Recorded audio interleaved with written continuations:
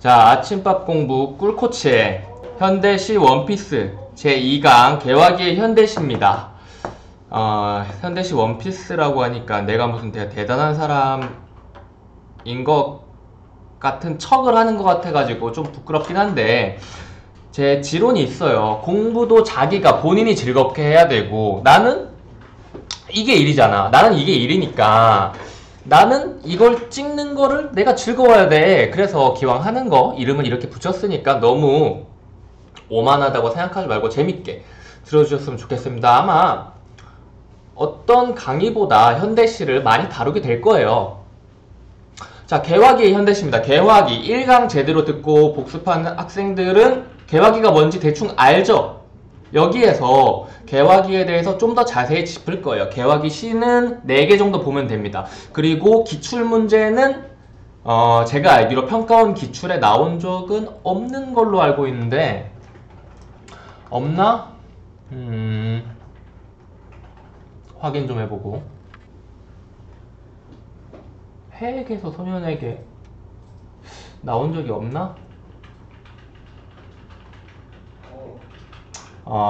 없는 것 같네요.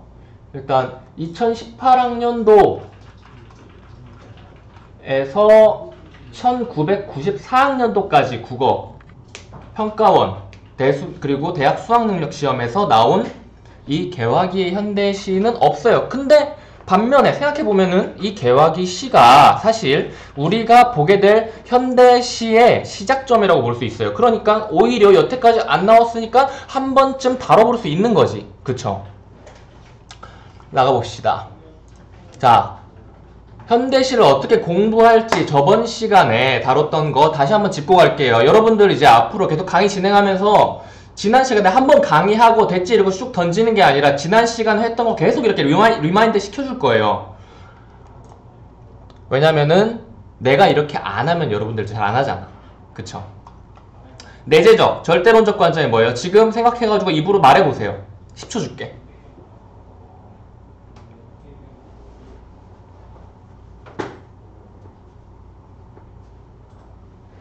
자, 내재적 절대론적 관점은 딱 그 작품 내에서 작품에 내재되어 있는 거, 절대로 작품만 보면서 그 자체에서 확인할 수 있는 것을 보고 판단하는 관점이라 그랬죠. 이제 우리가 어떤 식으로 볼 거냐면 상반된 이미지를 가진 시어를 찾는 거예요. 시에서는 모든 시가 그런 건 아닌데, 많은 시가 이 이미지가 뭐냐면은 뭐 빨강과 파랑에 반대되는 상반된 이미지가 아니라 긍정과 부정 식으로 보는 게 제일 좋다고 저는 생각을 합니다. 왜냐면은 항상 문제는 긍정적인 시어를 부정적이다 이렇게 선지가 나오거든. 그러니까 여기에 연장해서 같은 의미를 지닌 시어를 찾는 거죠.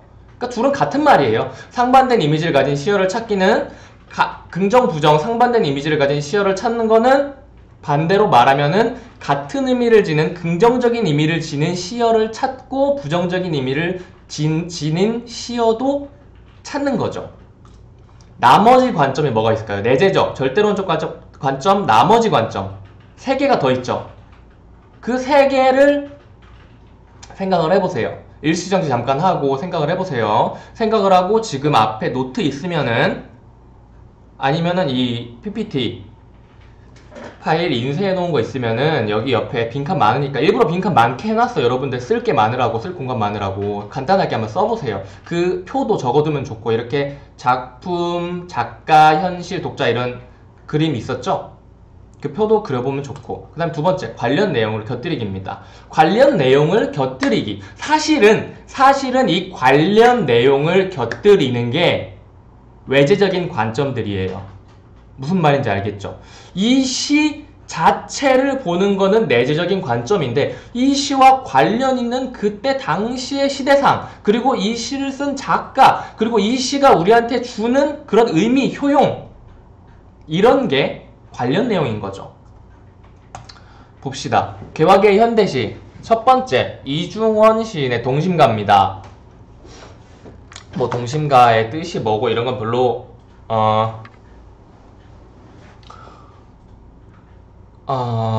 별로 중요하지 않다 하려 그랬었는데 그냥 중요한 것 같으니까 말을 하고 갑시다. 동심가. 동심가. 그러니까 어렸을 때 한자 공부를 조금 했던 학생들은 동심가, 같은 마음 노래구나 라는 걸 알 수 있어요. 근데 일단은 내재적 관점으로 먼저 봐야겠죠? 자, 하나씩 지금 이렇게 돼 있는데 여러분들 지금 고전에서 다시 볼 거긴 한데 하나만 알려드릴게요. 제일 많이 쓰이는 거, 지금 안 보이는데 고전에서 제일 많이 쓰이는 거, 이 아래 아자죠. 아래 아자. 아래 아자입니다. 아래 아자인데 얘가 그냥 현대국어로 이렇게 생각하세요. 근데 선생님, 얘는 어잖아요. 제가 보니까 오도 있는데요? 이런 질문을 하는 학생 반드시 있을 거예요. 근데 얘네가 예전에 과거에는 다 아로 됐는데 시간이 지나면서 한글이 현대 한글로 발전이라고 하긴 뭐하다. 현대 한글로, 제가 왜 발전이라는 말이 어색하다고 하는지 좀 이따 말해줄게요. 이게 현대 한글로 바뀌면서 시간이 지나면 바뀌어가면서 이 아가 오, 아의 발음들로 분화가 된 거예요. 무슨 말인지 알겠죠? 이거 뭐야 이거, 이씨. 그니까 내가 방금 왜 발전이라는 게 어색하다고 했냐면은 사실 현대 한글은 편의성을 위해서 만들어졌다고 저는 생각을 해요. 편의성을 위해서. 왜냐면 엄청 이런 어려운 애들이 많았었거든. 이런 어려운 애들 많았었는데 사실은 조금 더 과학적이었던 거는 과거 한글이었다고 생각해요. 왜냐면은 과거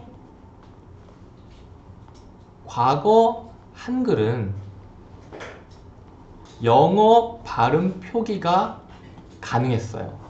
우리 지금 한글로 Z, F, 바람 빠지는 피읍, 바람 빠지는 지읒 이런 거 표기 못하죠. 근데 과거 한글은 이런 애들도 표현이 가능했어요. F, Z 이런 애들도 표현이 가능했어요.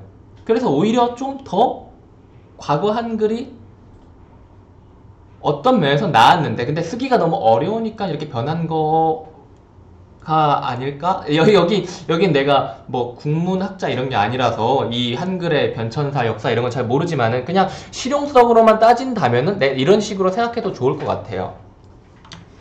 자, 하나씩 봅시다. 여긴 그냥 바로 해석으로 갈게요. 잠을 깨세 사천년이 꿈속이라. 이러니까 나중에 고전할 때 또 고전할 때 말해서 미안한데 나중에 고전할 때 알게 되는데, 저는 얘들을 직접 해석하지 않아도 쭉 보면은 뭔 말인지 알아요. 근데 얘들이 어떤 애들인지 내가 정확히 풀어가지고 쓰고 설명할 수는 없거든. 굳이 암기할 필요가 없는데, 근데 신기한 게 뭐냐면은 이 암기할 필요가 없는 상태까지 여러분들 수준이 발전하기 위해서는 암기를 하면서 공부를 해야 돼.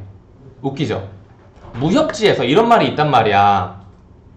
무협지에서 무협지 읽어본 학생들은 알 텐데, 무협지에서는 항상 주인공이 초반에 찌질할 때 항상 초식에 얽매여가지고 맨날 하루에 막 1만 번씩 막 위에서 아래로 막 횡소천군 막 태산압정 이러면서 칼을 휘두른단 말이야. 근육 다 파열되고 맨날 지쳐 쓰러져가지고 그냥 훈련하던 풀밭에 잠들 때까지. 근데 그렇게 하다가 어느 순간 주인공이 깨달음을 얻게 되고 그 수준을 넘어서서 막 절정고수, 막 화경의 고수로 막 일갑자 내공을 지닌 고수로 성장을 하게 되면 오히려 주인공은 항상 이런 말을 해요. 항상 이거 다 똑같아. 뭐였지? 다 똑같아. 내가 여태까지 초식에 너무 얽매여 있었구나. 초식을 버려야겠다. 이런 말 항상 해. 형식, 진정한 형식은 무형식에서 나오는 이런 멋있는 말들 있잖아요. 그런 말들 꼭 하거든. 이게 그거예요. 똑같아요. 그러니까 처음에는 이렇게 하나하나 꼼꼼히 해석하면서 외우는데 이게 어느 정도 내공이 쌓이면은 굳이 그렇게 안 해도 눈에 보여요. 그러니까 여러분들 어떻게 하겠어요? 당연히 처음에는 손으로 직접 쓰면서 외우면서 공부를 해야겠죠. 자, 봅시다. 잠을 깨세 잠을 깨세 4천년이 꿈속이라.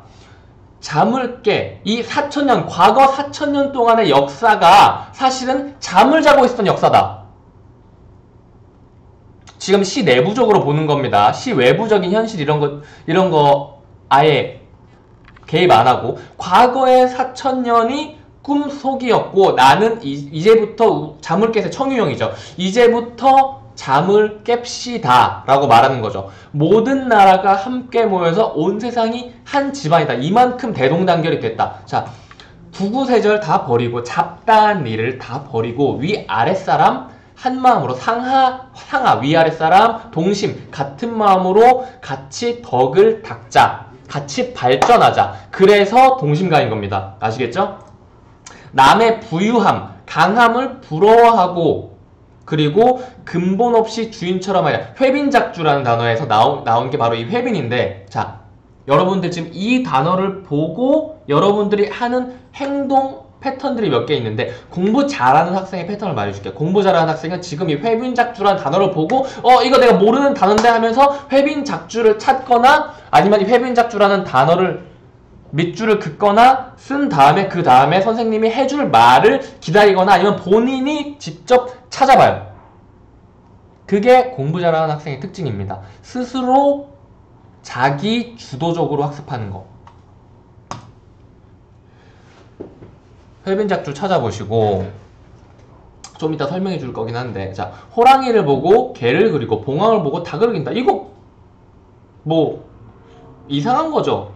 이상한 거죠. 그러니까 어이없는 행동이라는겨. 그래서 문명을 개화하려고 하면 이런 호랑이를 보고 개를 그리고 봉황을 보고 닭을 그리고 남의 부유함 강함을 부러워하고 근본 없이 주인처럼 구는 것을 하지 말고 실질적인 일이 제일이니까 실질적인 일을 하자. 무슨 말인지 알겠죠?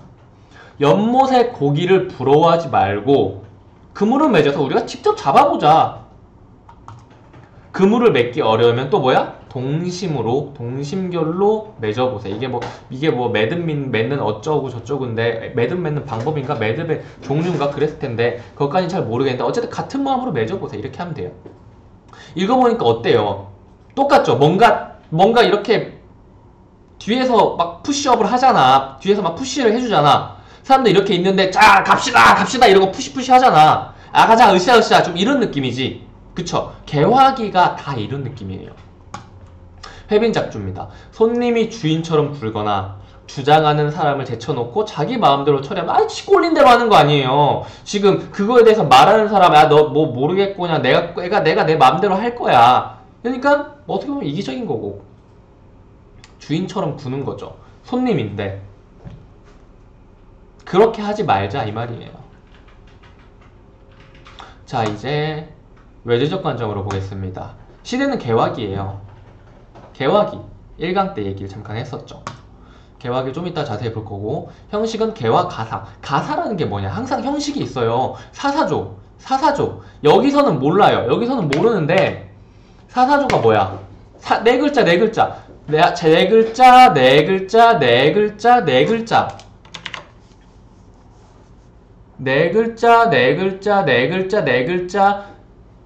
여기는 만국이 세 글자, 네 글자,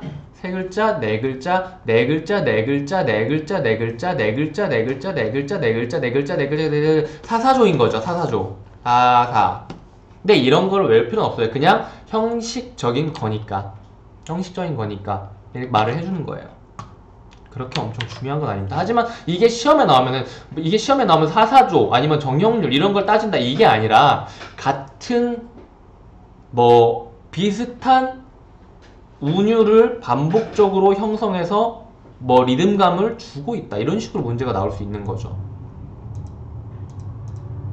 내용은 애국, 독립, 계몽의식 뭐 이런 건데, 애국 같은 경우는 여기는 안 나와 있잖아요. 근데 여기 안 나와, 애국하자 이게 안 나와 있다고 해도 보면은 모든 나라가 함께 모여가지고 우리가 덕을 닦아가지고 성장하면 어떻게 돼? 나라가 부강해지는 거잖아요. 그거 자체가 애국인 거지.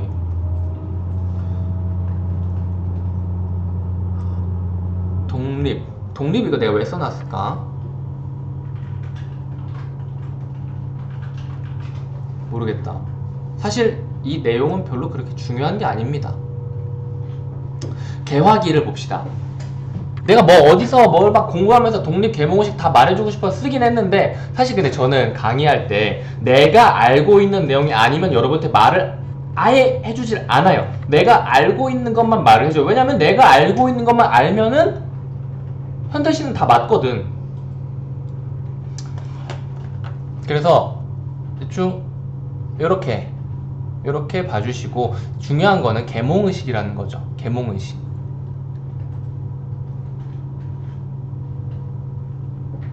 그러니까 여기 수단을 내가 왜 말했었냐면은, 이 시가 이제 기억이 났다. 만든 지 좀 돼가지고 이 시가 수단적인 내용인 거예요. 이 개화기의 시들은 전부 다 비슷해요.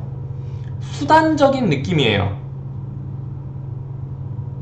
이게 무슨 말인지 잘 모르겠죠. 뭐가 수단인지 모르겠죠. 그러니까 이 시가 사람들을 이렇게 으쌰으쌰하게 권유하고 청유하는 수단으로 쓰였다고. 왜냐면 개화기에 신문물을 받아들여야 되니까. 개화기가 뭐냐? 뭐 사전적으로는 1876년에 강화도 조약 이후부터 일제강점기 전까지의 시기인데, 봉건적인 사회 질서를 타파하고 근대 사회로 개혁해가는 그런 과정에 있는 기간입니다. 그러니까 당연히 저 과거에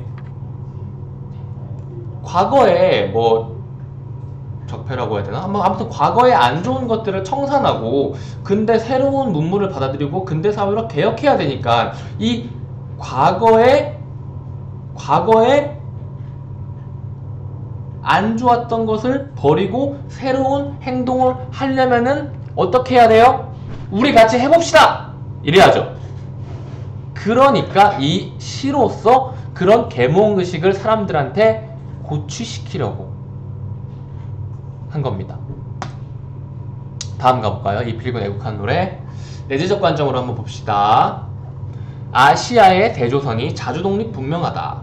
AI야. 이건 되게 신기하게 후렴이 계속 들어갔죠. 이거 뭐 요즘 랩으로 치면은 여기가 벌스, 여기가 훅 그런 식으로 들어가는데, 뭐 어찌됐건 간에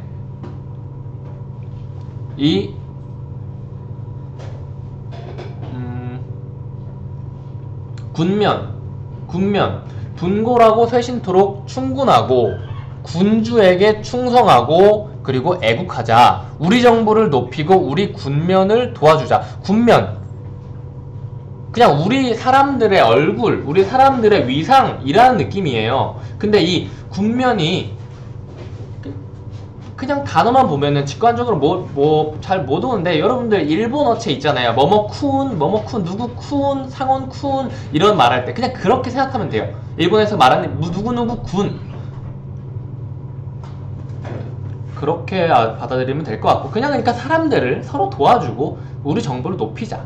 이게 이 내용인 거지. 자, 충군은 임금에게 충성을 다. 깊은 잠을 얻게. 여기서 잠 또 나왔네. 깊은 잠. 방금 전에 동심가에서 나왔죠. 과거의 잠 4000년이 꿈속이라. 똑같은 거예요. 이전에 우리는 잠을 자고 있던 상태였고, 지금 우리 개화기에 다 깨어나자. 다 눈을 트이자. 이 말인 거지. 부국강병은 부유할 부, 나라국, 나라를 부국하게 하고 병사를 강하게 한다. 일반적으로 그 나라를, 위상을 높이는 것들을 전부 다 부국강병이라고 합니다.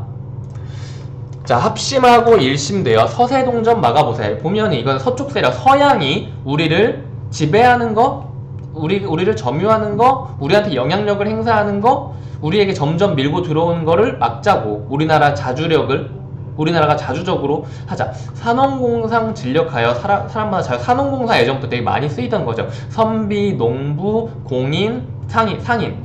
지금으로 치면은 문과, 문과, 뭐 농대, 공대, 그 다음에 뭐 상대, 경영대 이렇게 볼 수도 있을 거고, 고등학교로 치면은 인문계, 문과, 그리고 농고, 그리고 인문계, 이과, 그리고 공대, 상고 이런 식으로도 볼 수 있을 것 같네요. 그러니까 전부 다를 말하는 거예요. 산업공상, 우리나라 대한민국 국민 전부 진력하여 뭐 힘을 내 가지고 사람마다 자유롭게 살자, 뭐 그런 뜻인 것 같습니다. 자, 남녀 없이 입학하여 세계학식을 배워보자. 학교에 입학하자는 거죠. 이 이전까지는 그럼 어땠다는 말이에요? 학교에 입학한 게 적었다는 거죠. 그쵸? 교육해야 개화되고, 개화해야 사람 되네. 개화 계속 나오죠. 열 개자에 뭐뭐 되다 화자, 그러니까 열게 되다, 이전까지 폐쇄적인 것을 버리고 신문물을 받아들여, 문을 열어서 신문물을 받아들이자, 이런 뜻인 겁니다. 그래서 이 화하다라는 게, 되다 화하다 이런 게 어떤 현상이나 상태로 바뀌다, 여기 좀 잘린 것 같네. 바뀌다의 어근인 거죠. 이 화가, 이 뭐뭐 되다 화가. 그래서 8개 국기를 높이다라 6대주의 횡행하다. 뭐 전세계를 뭐 날아다니자, 뭐 그런 의미로 받아들이시면 됩니다. 전세계를 돌아다니자. 그리고 산이 높고 물이 깊게 우리 마음 맹세. 이것도 되게 동심과랑 비슷하죠. 사람들한테 막 으쌰 우리 이러자 저러자 이렇게 해보세 화이팅 이런 느낌이죠. 8개 국기가 뭔지 잠깐 짚고 갈까요? 이렇게 생겼어요. 예전에, 그러니까 우리의 그거 뭐죠? 풍수지리? 8괴가 풍수지리에 나오는 거지. 사상, 구문, 오행, 8괴. 암튼 전통적인 그거에 맞춰가지고 국기가 이런 식으로 8괴 국기가 만들어졌었는데, 이런 식으로 하고 보면 됩니다. 8괴가 뭐 하늘, 건곤감리, 뭐 어쩌고저쩌고, 하늘, 땅, 산, 강, 물, 불, 바람 이런 걸 뜻하는 거예요. 근데 요즘 국기는 이렇게 건곤감리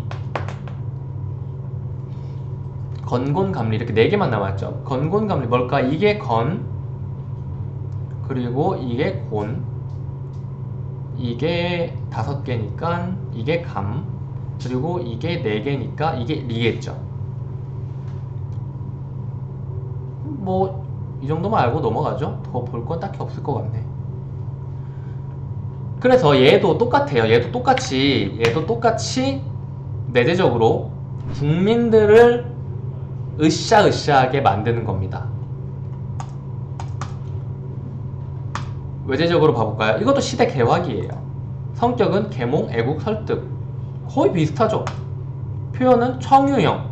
청유하고 있죠. 뭐뭐 하세, 뭐뭐 해보자, 이게 다 청유예요. 그리고 열거되고 있죠. 비슷한 게 계속. 운율은 얘도 사사조네요. 아시아의 대조선이 자주독립 분명하다. 사사사사.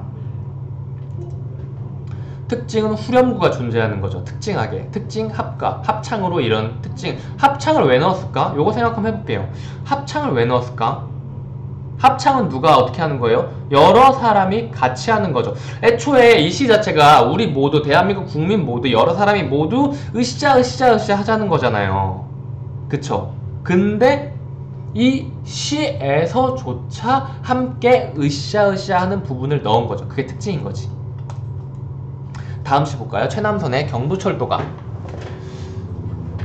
우렁차게 토하는 기적소리에 남대문을 등지고 떠나나가서 빨리 부는 바람과 같은 형세니 날개 가진 새라도 못 따르네. 기차가 너무 빨라가지고, 빠르게 움직인다. 기차가 너무 빨라가지고 따르지 못할 정도로 뭔가가라고 하긴 뭐하다. 기차가 빠르게 나가고 있다, 이 말이죠. 내재적으로 보면. 그래서 늙은이 젊은이 섞여 앉았고 우리네 외국인 같이 탔으나, 그리고 내외 친소 다 같이 알고 지낸. 친하고 소원하다. 친하고 안 친한 사람도 다 같이 알고 지내고 조그마한 딴 세상을 저절로 이루었네. 여기까지만 보면은 어떨까요? 무슨 말일까요? 여기까지만 보면 무슨 말일까? 그러니까 기차가 가는데 이 기차가 너무 빨리 가가지고 새도 못 따라가요. 근데 이 빨리 나아가는 이 발전하고 앞으로 날아가는 이 기차 안에 과거에 안 친했던 늙은이 젊은이, 우리는 무조건 어른 공경해야 되니까 윗사람 아랫사람 딱 구분이 명확했죠. 외국인, 지금도 우리 어색하잖아요. 외국인 우리 같이 앉았대. 그리고 내외 뭐 아내, 남편, 그 여자, 남자 전부 다 같이 앉고 친하고 안 친한 사람도 다 같이 알고 지낸대요. 이게 무슨 말이야? 예전에는 남녀 7세 부동석이라는 말이 있잖아요. 남녀가 7살만 되면 그때부터 서로 멀리 지내야 된다, 이런 식으로 아예 유교적 사상이 되게 강했잖아요. 근데 그런 것도 없이 이제는 다 같이 알고 지내자. 그러니까 어떻게 된다고? 조그만 딴 세상을 절로 이뤘다고요. 조그만 딴 세상을 저절로 이루었네.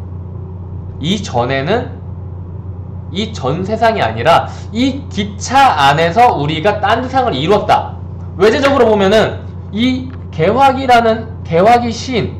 시에서 이게 가지는 의미가 뭘까?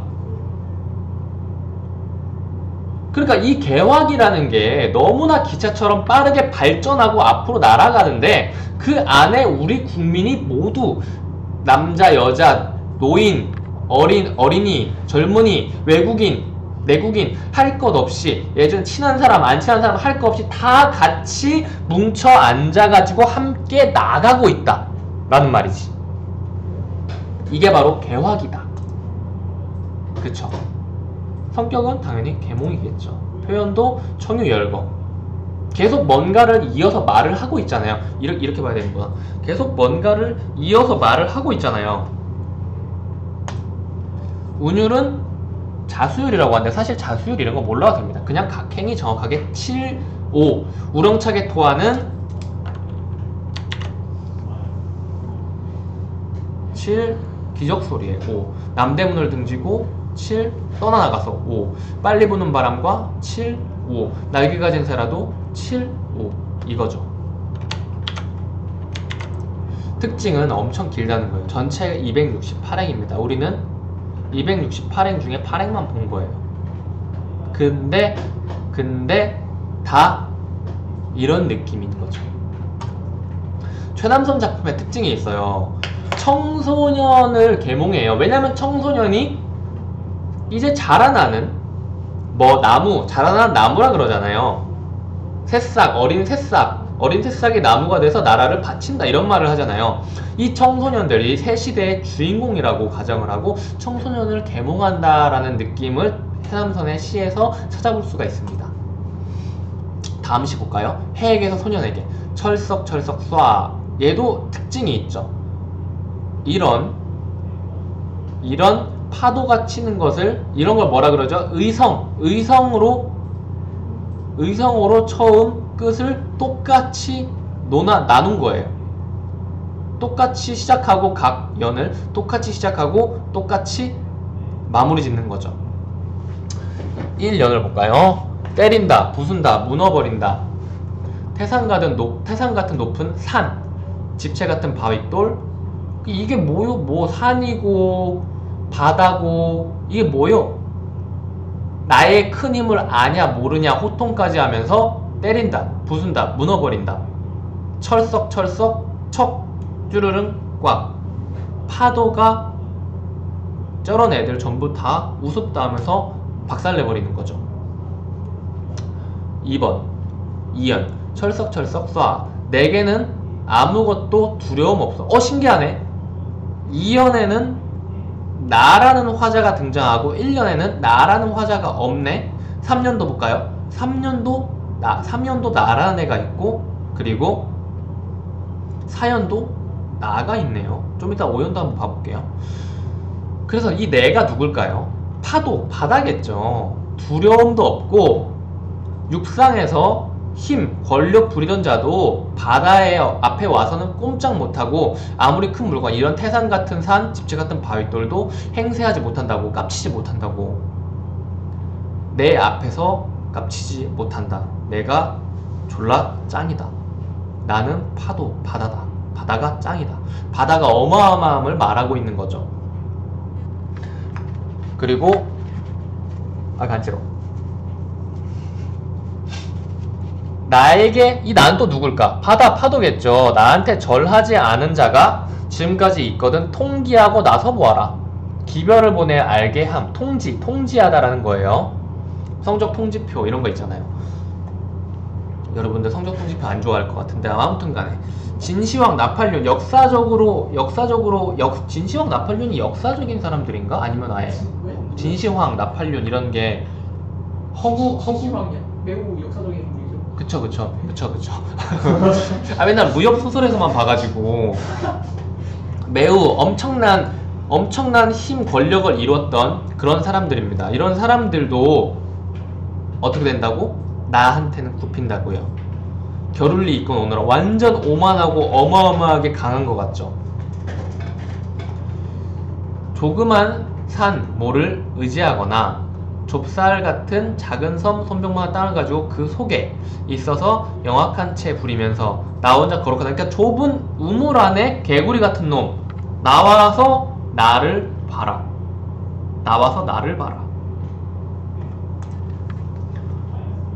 나가 또 나오네요. 여기 나 또 나오네요. 이거 집중을 하셨어야 됩니다. 자, 나의 짝될 리는 하나 있도다. 이렇게 아무도 나를 방해하지 못하고 나한테 대항하지 못하는 이런 어마어마한 존재가 바로 나인데, 내 짝될 사람이 나랑 마주할 만한 사람이 딱 하나가 있어. 그게 뭐야? 저 푸른 하늘이야. 저 푸른 하늘은 옳고 그름, 뭐 싸움, 적은 싸움인 것 같네요. 그리고 더러운 거 하나도 없어. 저 따위 세상에 저 사람처럼 그런 더러운 게 하나도 없는 게 바로 하늘이라고. 그러니까 이 세상 속에 모든 사람이 모두 미운데 그 중에서 딱 하나 사랑하는 게 있는데 그게 누구예요? 바로 소년이야.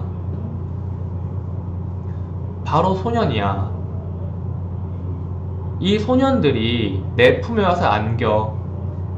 이 소년은 와라, 입 맞춰주마. 근데 나는 나는 누구예요? 나는 바다 파도죠. 나는 어떤 사람이에요? 이 세상에 엄청 권력을 쌓은 사람들 전부 다 나한테 경배하고 무릎 꿇게 만들 만한 힘을 가진 어마어마한 초월적인 존재죠. 이게 내가 소년들에게만큼은 인자하게 안아주고 입 맞춰주겠다는 말이에요. 요거를 제목이랑 연관 지어봅시다. 제목이랑.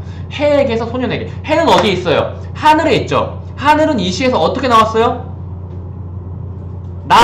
바다, 파도, 절대적인 존재와 똑같다고요. 이 해에게서 소년에게 내가 갖고 있는 인식이 내려갔다. 그러니까 이 해와 같이 더러운 거 없고 시비 없고 싸움 없는 이 하늘과 같은 존재가 저 세상에서, 우리 사는 인간 세상에서 딱 하나가 있는데 그게 바로 소년이야. 그러니까 나는 소년을 사랑할 수밖에 없어. 아시겠죠? 외제적으로 봅시다. 시대는 개화기입니다. 당연히 개화기죠. 개화기 시를 보고 있으니까. 성격은 계몽적이죠. 이 시대의 소년들을 북돋는 시입니다. 표현은 이인화된 바다를 화자로 설정했어요. 근데 신기한 게 제가 아까 계속 강조를 했죠. 2, 3, 4, 5, 6연에는 계속 나라는 화자가 등장을 했어요. 근데 1연에는 나라는 화자가 없죠. 1년의 화자는 그냥 바다를 지켜보는 거예요. 그리고 2연부터는 바다가 직접적인 화자로 설정이 되는 거죠. 그러니까 1연과 2연의 화자는 다르다고 볼 수 있는 겁니다. 운율은 사사조, 사원보보 똑같죠? 갈라보세요. 네 글자씩. 특징, 신체시의 시초, 그리고 후렴구 존재하고, 뭐 굳이 말을 지어내자면은 전념구도 존재하는 거죠. 1, 5연은 바다의 웅대함, 힘, 기계를 표현하고 있고 6연은 소년에 대한 희망을 노래해요. 그리고 5연에서 바다와 같은 존재가 하늘인데 이 하늘에서 하늘의 해에게서 소년에게 희망이 있다는 것을 그리고 있는 거죠. 합치면 뭐예요? 바다의 힘과 소년의 가능성을 합쳐서 구시대를 타파하고 신문명을 받아들인다라는 식으로 주제를 생각해 볼 수가 있는 거고요. 신체시가 뭐냐? 한국의 신문학 초창기 이 개화기에 등장한 새로운 형태의 시가예요. 시가는 과거에 있던 거죠. 근데 개화기 새로운 문물을 받아들이고 있잖아요. 그러니까 섞여 있는 거야. 그러니까 사사조, 사원보 이런 말을 하는 건데 특징적으로 뭐 합가 그리고 후렴구 이런 게 등장을 하는 거지. 창가와 자유시 사이에 존재하는 건데 이전에 신체시도 존재를 해요. 근데 작자가 미상돼. 작자 미상이야. 작가가 누군지 몰라. 그렇기 때문에 요 해에게서 소년에게가 뭐냐면은 작가가 최초로 알려진 신체시라고 보면 돼요. 최남선은 그러므로 한국 근대문학의 선구자. 왜냐면은 그 과거의 신체시 선구자들을 알 수 없으니까. 숙제입니다. 개화기가 무엇인가? 이 시기 시의 특징은 신체시는 무엇인가? 신체시의 시초는. 자, 숙제인데, 자, 중요한 거 들춰보지 말고 직접 쓰세요. 이거는 검은 펜으로 쓰셔야 됩니다. 그리고 기억 안 나서 들춰보고 쓴 거는 붉은색으로 쓰셔야 됩니다. 아시겠죠? 자, 이 강도 이렇게 맞춰졌네요. 개화기 되게 재밌죠? 앞으로 개화기시 되게 쉽고 편하고 이해하기 쉽고 재밌죠? 앞으로 갈수록 더 더러워지고 어려운 시세계가 나타나는 작가들. 그걸 더럽다고 하니까 좀 내가 잘못한 것 같긴 한데 어찌됐건 간에 그냥 시만 봤을 때 개화기보다 훨씬 더 이해하기 힘든 시들 이런 것들이 많이 나올 겁니다. 여기서는 딱히 막 엄청나게 부정, 긍정 이렇게 나누기 힘든 이런 시가 없었어요. 그죠? 무슨 말인지 알겠죠? 근데 앞으로는 점점 나누기도 힘들어지고 그리고 의미 파악도 힘들어지고 내재적으로 봤을 때 혼란스러운 시들이 많이 나올 겁니다. 굳이 긍정, 부정 나누지 않았어요. 딱 봐도 긍정, 부정 딱딱딱 떨어지는 거이기 때문에 직접 한번 나눠보세요. 빨간색, 파란색으로 뭘 긍정, 뭘 부정으로 할지는 저 같은 경우에는 그냥 같은 펜을 쓰는데 저 같은 경우에는 긍정을 동그라미 치고 부정적인 시열을 세모 칩니다. 이런 식으로 해도 좋아요. 자기가 편한 대로 하시면 됩니다. 아시겠죠? 숙제 꼭 해가지고 자기 커리큘럼 진행하는 공간에다가 올리세요. 아시겠죠? 올려서 검사 받고 확인 받고 나서 다음 커리큘럼 진행하시면 됩니다. 자, 2강 여기까지 할게요. 수고하셨습니다.